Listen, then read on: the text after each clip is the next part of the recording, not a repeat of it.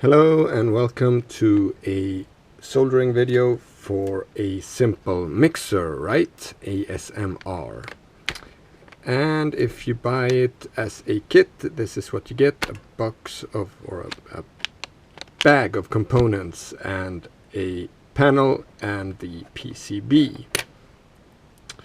You can buy the panel and PCB without the components if you want to. I now also have the bill of material in the shop, so you can source your own components, and the footprints of the components is the standard ones for standing pots and jacks. You can use Donkey Kong jacks if you want to use those. The jacks I use are the ones that have these flat connectors, and they work as well because the hole is a bit wider. These are also stereo jacks, and if you want to use the functionality of using stereo out that you choose here after when we're done soldering, then you of course need stereo jacks out down here, but you can mix and match as you'd like, I guess. So this is what you get in components when you buy it, and you have a couple of potentiometers, 5 of those, and 7 jacks, I believe, and then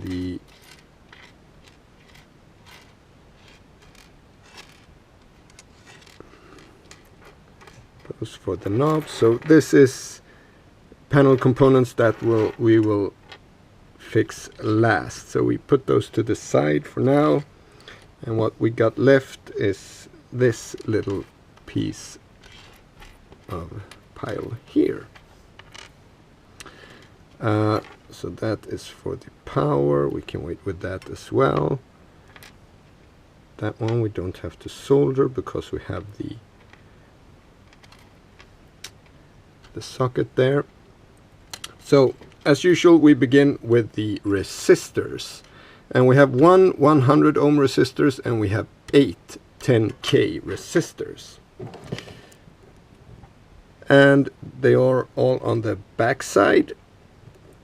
And if we begin up here, we have 5 resistors, 1 for each channel, and those are the gain resistors, we can call it that. They are at 10k right now, same as the potentiometers. And that gives us in the end a gain of 1, or 1 to 1. So no gain and no loss either. Theoretically, there's always they aren't exactly 10k and these aren't exactly 10k. So, but the more precise components you have, it will be 1 to 1. If you want more gain, say you have a specific instrument that is going to go on channel 1, you can add a smaller value resistor here. So a 6.8k will give you a bit more gain. A 1k will give you probably a 10x gain. That might be a bit much, but it also depends on what kind of signals you put in here. If you have a very hot signal, then of course you have a higher value here over the 10k value of the pots. So we can do this. We can begin with the 100 ohm because that's the only value that is not 10k, and that is R6 down here. So we can add that one, and then we know that all the other ones are 10k if we choose to not have any gain on these up here. Also, R10 should not be populated right now. That is when and if you choose to have an expander, the Amex, to add another 7 channels, then that one is going in there, and then we need another 10k resistor there, but that comes in the Amex kit, so leave R10 unpopulated for now.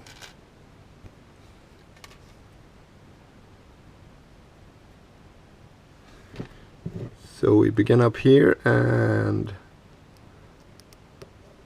add them like so, and the footprint is a little bit smaller than the components, so you have to add them at a bit of an angle like so.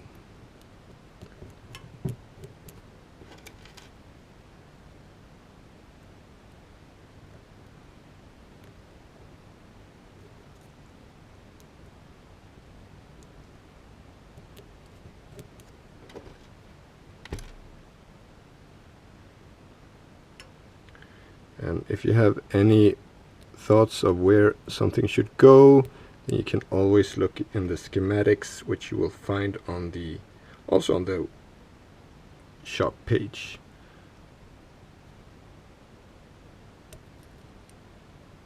And if you want to go really DIY, of course you can just take the schematics and the components and just make the same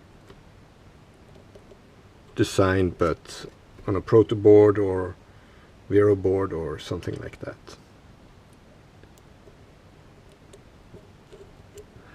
There, that's all the resistors in place. We can start by soldering these in place, and then we continue with the socket and the capacitors. And I'm gonna get started the fume extractor, so it's gonna sound a bit right now.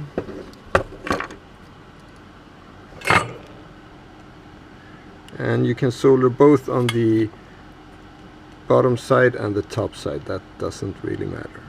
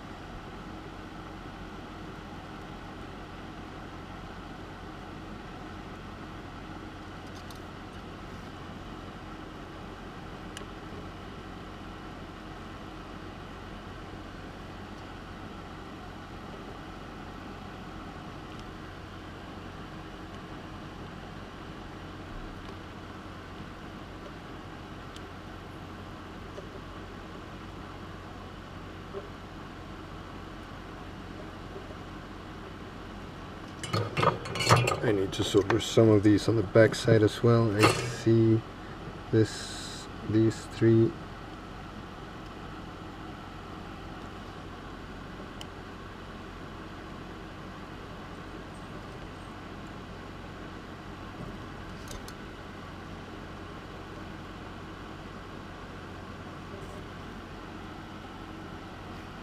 There, I think.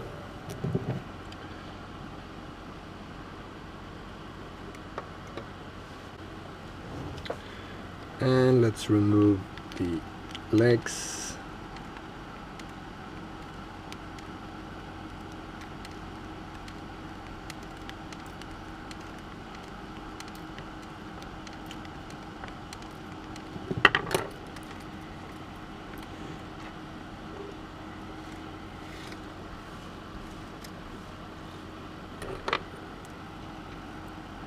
Now we can add this.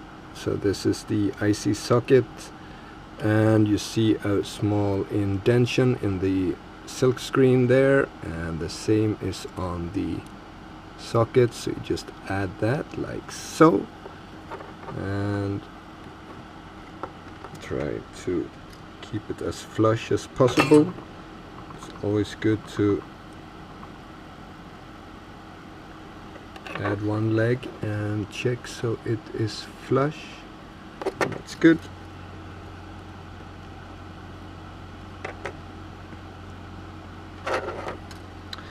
And then we can add the other legs.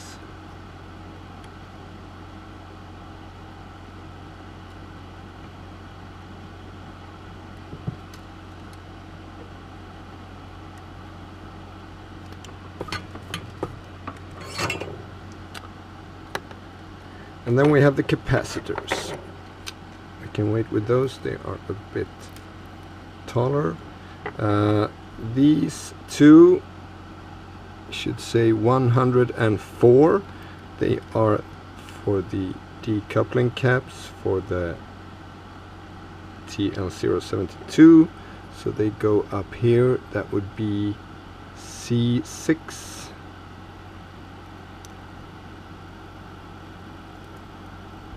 And C7.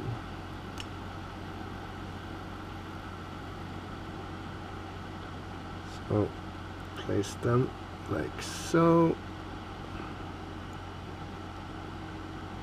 The legs needs to be bent a bit because it's a bit wider between the legs than the footprint.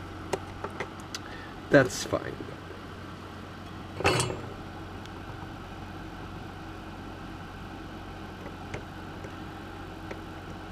Everything just to fit everything on this board.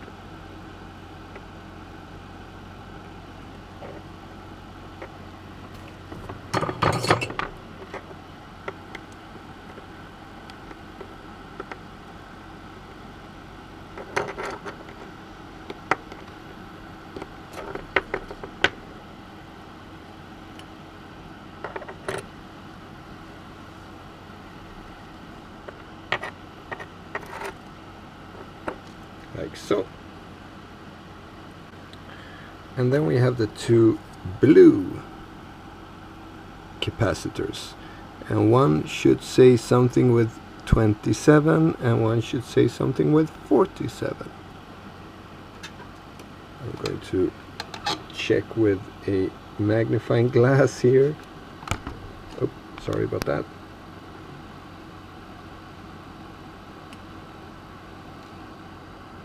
So that's one says 2.7 and that one says 4.7. And those are, so this is a 27 picofarad capacitor and this is a 47 picofarad capacitor. These aren't probably needed. They are just for removing some of the noise that can in some circumstances happen. So the 27 picofarad is C1 and the 47 picofarad. Oh look, I even wrote 47 on this one.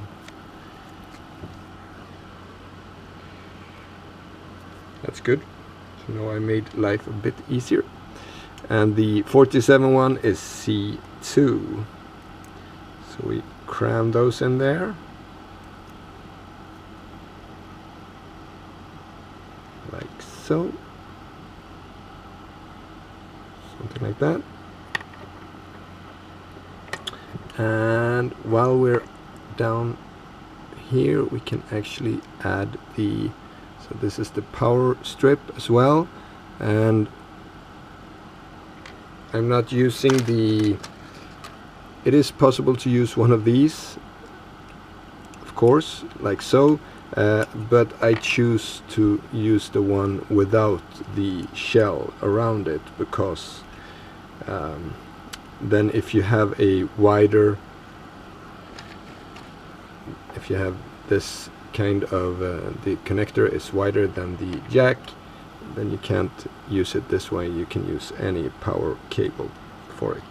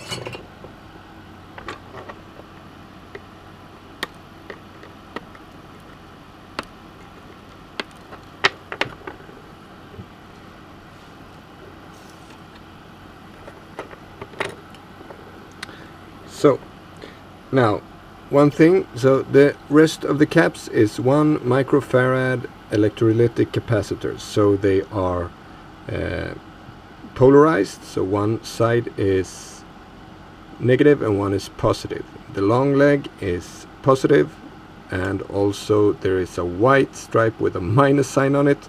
That is of course the minus sign.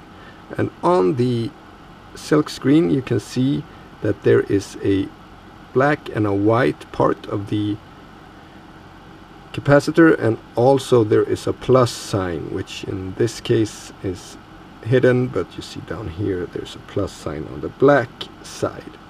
So the black side, you put the long leg and you add it like so. Down here, depending on what kind of connector you want to use, if you use a wider connector for power, then at least C4 will be in the way if you put it like so. So you can put it the upside down if you want to.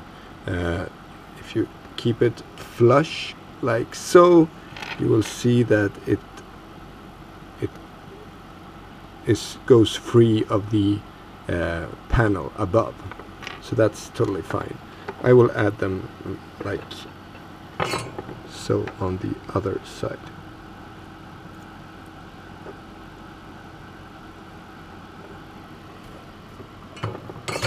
But you can of course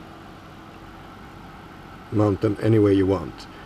Even if you turn it around, the plus is still plus, so the long one on the downside, you see, still have plus going through plus, and there, and same on this side, plus is the top hole, and there. So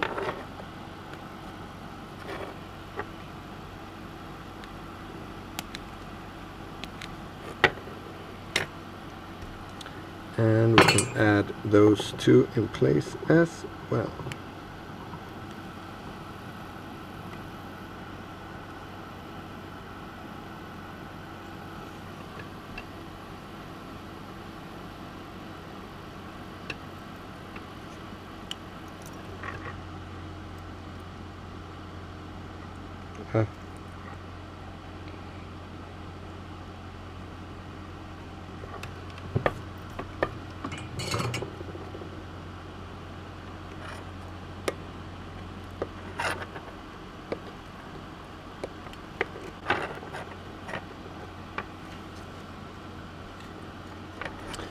So this is it for the circuitry as such. Let's just add the IC as well. Can have that in place while we add the rest, that's fine. So then we need to start on adding the panel components. And if we begin with the potentiometers, they have this wonderful feature that they click in place, which is so satisfying.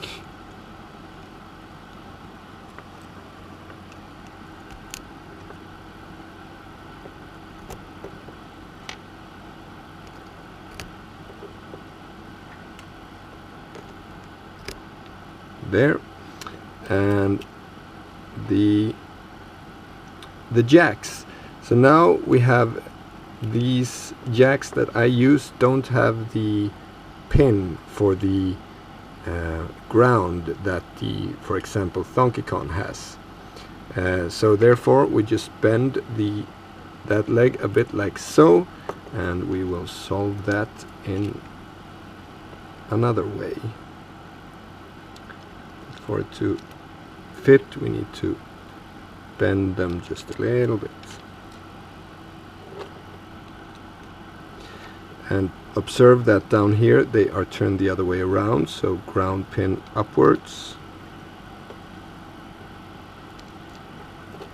And that's all the panel components. And then we add before we solder it in place, we add the panel and we add at least a few of these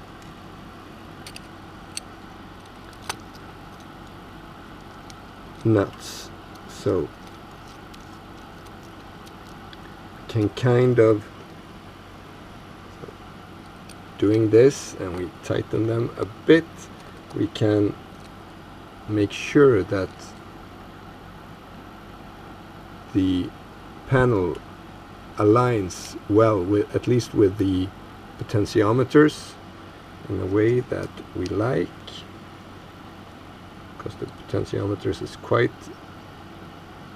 stuck there. So then we need a stand of some kind. See, so sorry about that again. And we add the ones that we have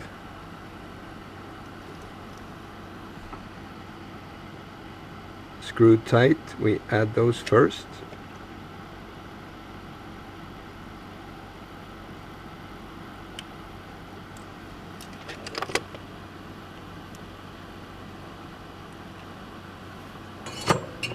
And this is again just to make sure that we have the knobs in a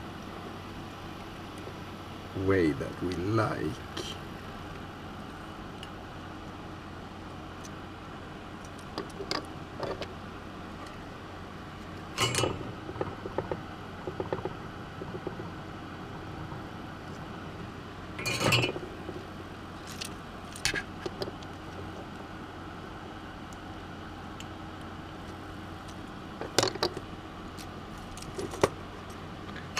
I'm going to move this one a bit.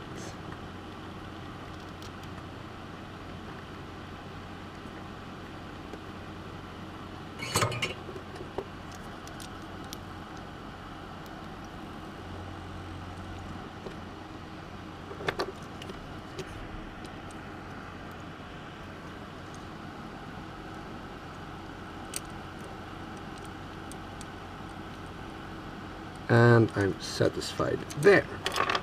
So just to solder all of these, stuck them.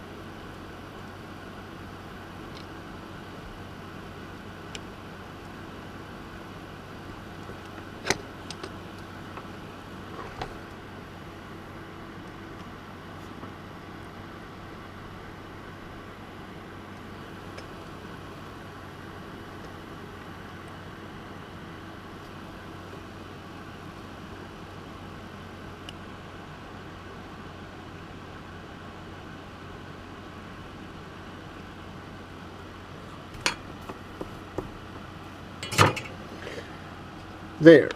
And then we have the ground connectors left for all the jacks. And now we take the legs of some of the other components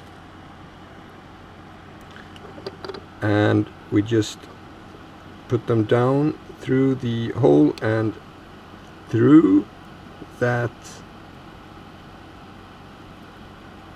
bent leg that we did. If we did it correctly, it should now line up quite well.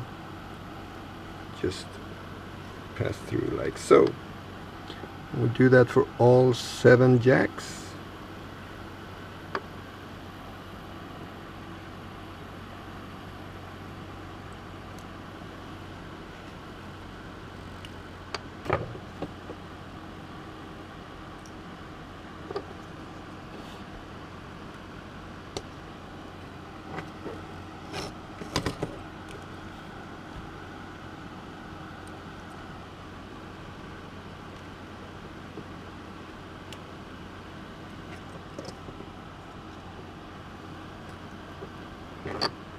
And final one, like so. And then we solder these in place to the PCB.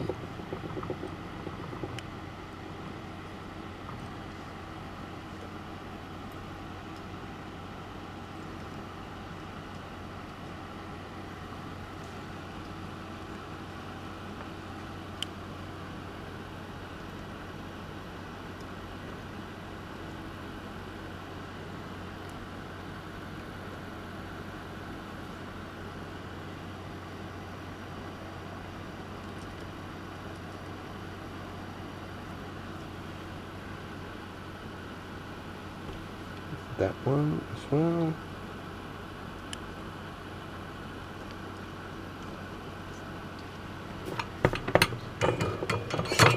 And when that is done, we remove the however many nuts you use to hold it in place.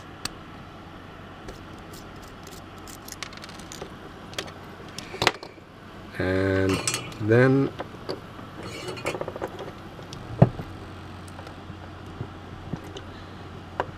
we add, so then we hold the soldering iron in the wedge between the leg and the pad, and that way we heat up both of them and we add solder, and that should solder them together.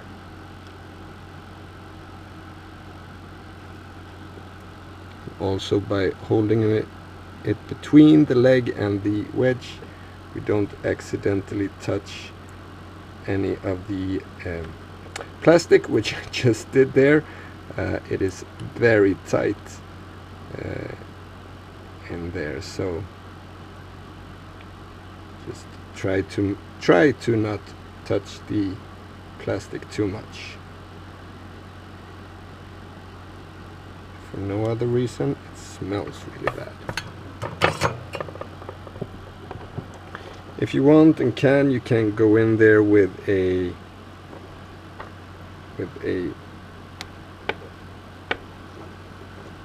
snippet tool and remove the legs that is sticking out, but it's not needed. These are just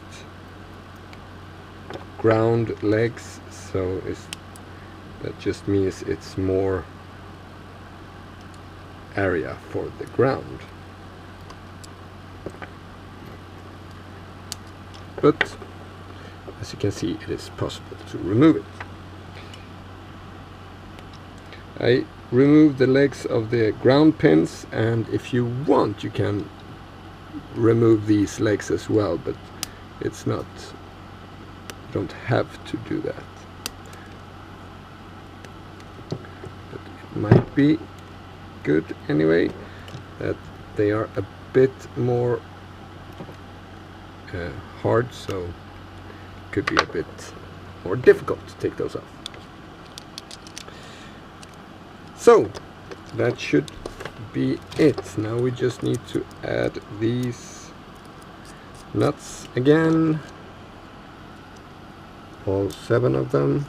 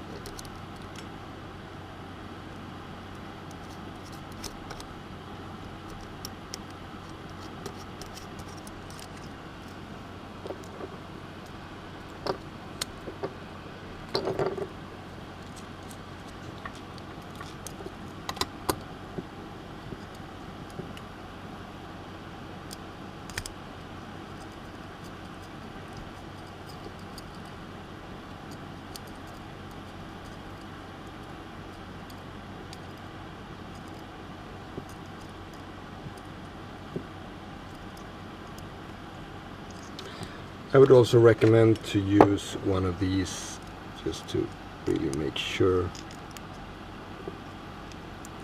that they are well seated. Fun fact also that actually you only need to add one of these legs, because all the jacks is actually connected via ground via these nuts to the jack and through this line here, which was partly as a design thing, but in the end it also used as it got the purpose of adding ground to all these jacks. So one more thing we need to do though. On the back we have a few solder pads where for choosing different things.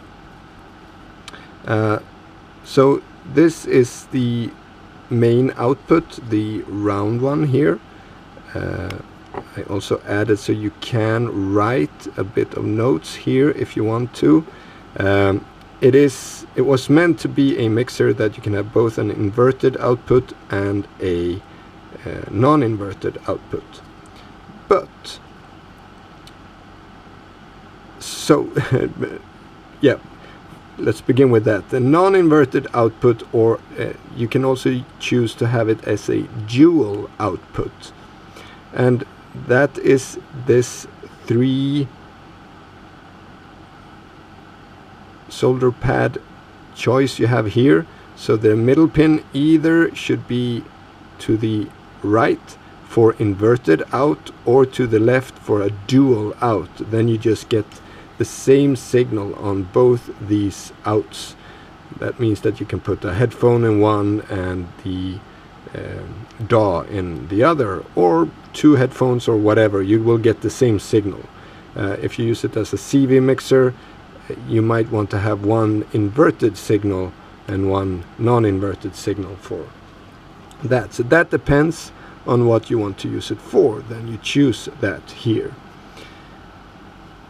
You can also choose both. On this one up here you have stereo, and here in the middle on the standard you have stereo out.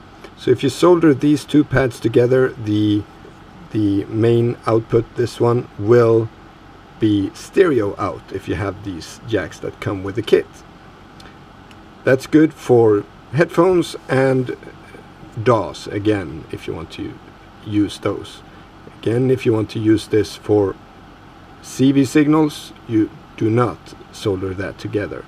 Same on this side, you have stereo up there, and that's also if you want to have this one stereo for dual outputs. So I think I'm going to use this one mainly as a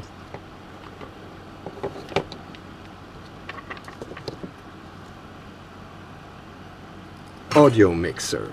So I'm going to make these. This is going to be a dual out. So I have the same signal on both.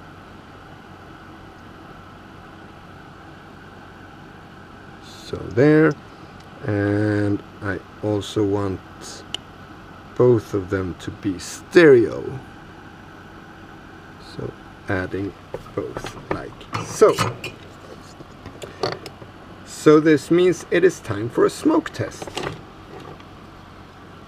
There's no way of really knowing if there's no smoke, we don't know if it works because there's no LEDs showing that it worked. But we can plug power in, so here we have one of those really wide connectors, and because we put the capacitors like so, this one works fine. And you have a bit of bolder white over here, that is the red line, and you put the red line there like so. Put it like there, and then we start the power.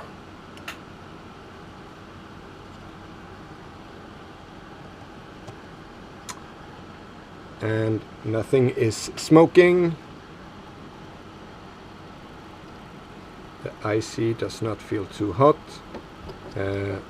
Nothing else either. So that probably worked. Let's put it in the rack and make sure. So here we have it in the rack, in oscillator going in on channel 1. The output goes to headphones, and as you can hear, it works as it should. So hopefully this is what you got in the end when you are done soldering as well. So thanks for watching and for making one of my kits. Take care. Bye.